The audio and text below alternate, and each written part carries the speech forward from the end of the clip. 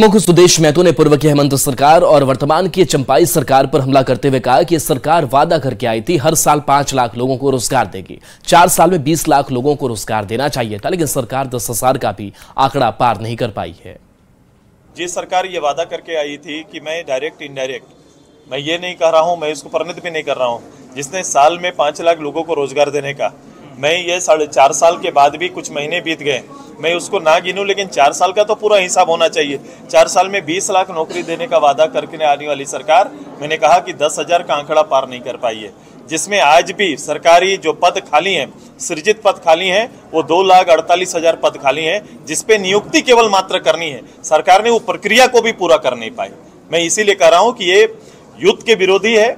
और जो भी परीक्षाएं आई, जो परीक्षा हुआ, आपने उसके हाल को भी देखा है कि बेचने की आदत जो लत लगी है इसके साथ, उस लत को उन्होंने स्टूडेंट की नौकरी बेचने तक में सीमित कर दिया। आपके समय में आजसू प्रमुख सुदेश महतो ने हेमंत और चंपाई सोरेन पर आरोप लगाया कि प्रत्येक साल 5 लाख लोगों को नौकरी देने का वादा किए थे, लेकिन वह वादा पूरा नहीं कर पाए। इस पर जेएमएम ने प्रतिक्रिया व्यक्त करते हुए कहा कि आजसू बीजेपी की पिछलग्गू पार्टी है, सरकार ने काफी नौकरी देने का काम किया है। वो झूठ बोलते हैं। भारतीय झूठा पार्टी के लोग झूठ के सिवा कुछ नहीं बोलते। हमने कितनों को नौकरी दिया, आंकड़े उपलब्ध हैं, देखा जा सकता है। परंतु हमारी जो कमिटमेंट थी, हम जो वादा करके आए थे, 2 साल कोरोना के बावजूद हमने बेहतर प्रयास किया। पहली बार 4 जेपीएससी एक साथ परीक्षा ली गई। पिछली सरकार जो हाथी उड़ाने वाली सरकार थी, एक भी जेपीएससी की परीक्षा नहीं ले पाई।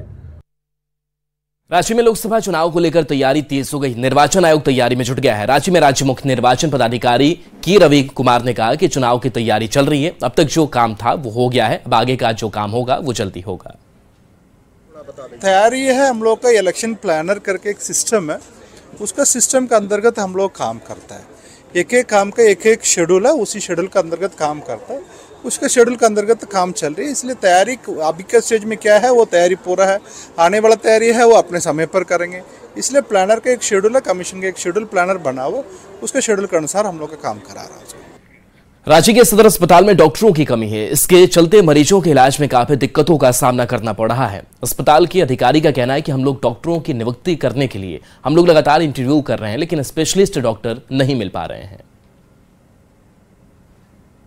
हाँ, डॉक्टर्स की कमी है और हम लोग डॉक्टर्स के लिए लगातार वॉक इन इंटरव्यू कर रहे हैं, लेकिन स्पेशलिस्ट डॉक्टर्स खास तौर पर नहीं मिल पा रहे हैं। इवन एमबीबीएस डॉक्टर्स भी नहीं मिल पा रहे हैं।